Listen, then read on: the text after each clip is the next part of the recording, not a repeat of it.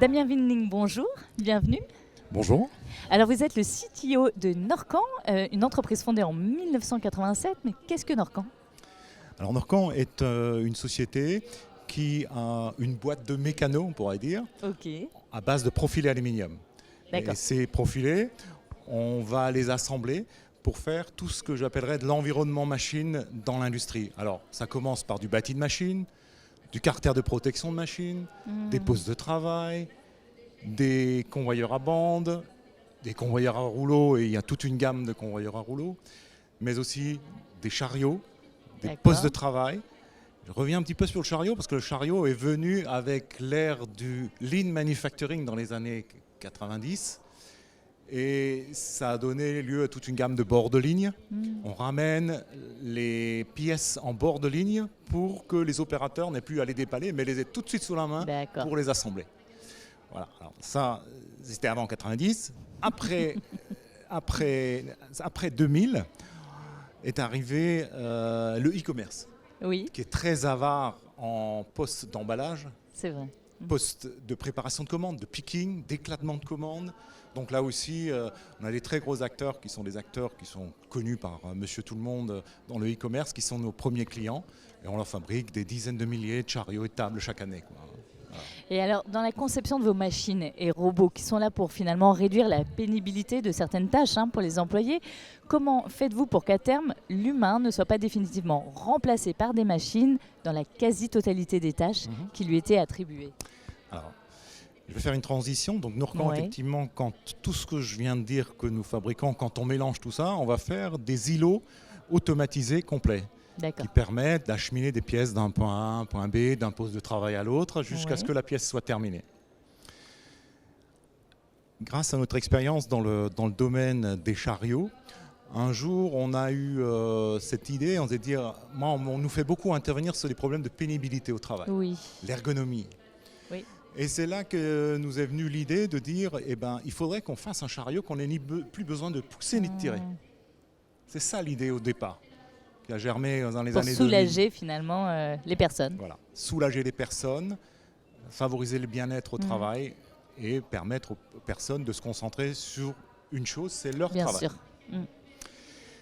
Donc en 2016, on a décidé de se lancer là-dedans et avec notre président Stéphane Faut.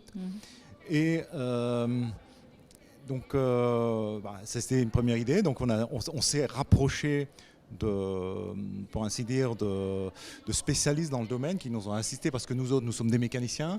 Et donc on a cherché des gens qui maîtrisaient l'intelligence robotique pour nous accompagner. Ce qu'on a fait, on a fait un premier robot, etc.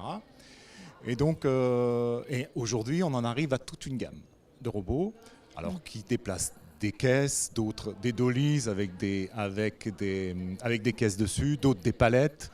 Donc la gamme va entre charge de 200 kg à 1 tonne 2. Oui. Et donc dans diverses les conditionnements quand c'est déplacé sont diverses et variés.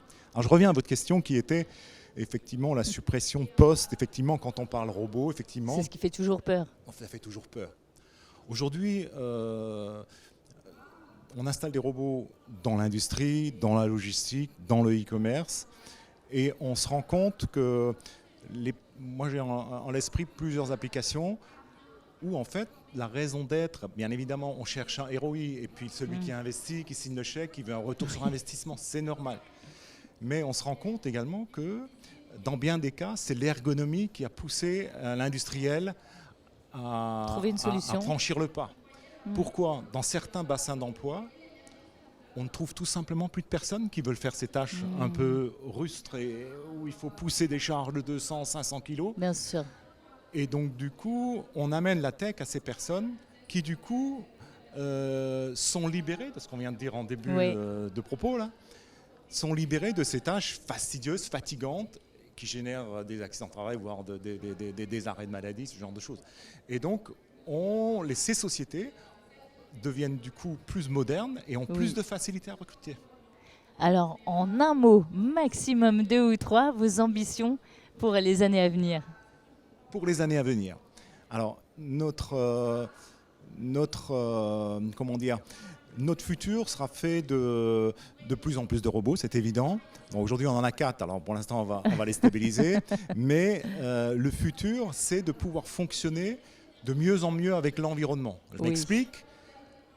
Il n'y a pas seulement nous qui faisons du robot, il y en a d'autres. Mais l'industriel qui va en acheter un chez nous va me dire mais il faudrait qu'il sache fonctionner avec le robot que j'ai là, etc. Donc c'est ce qu'on appelle des fleet management systems agnostiques. Donc là aussi, on a des partenariats technologiques qui nous aident à aller dans ce sens. Voilà. Il y avait eu un petit peu une question d'intelligence artificielle également qui va... Oh oui, mais on n'a pas non plus 10 minutes. Et donc, ça, en fait, c'est aussi quelque chose qui va se greffer dessus. Parce que nous récoltons beaucoup de KPI tout au long de nos journées. Et ces KPI, on va essayer d'en sortir quelque chose. Donc voilà, ça sera pour demain, quoi. Eh ben, bravo et merci beaucoup.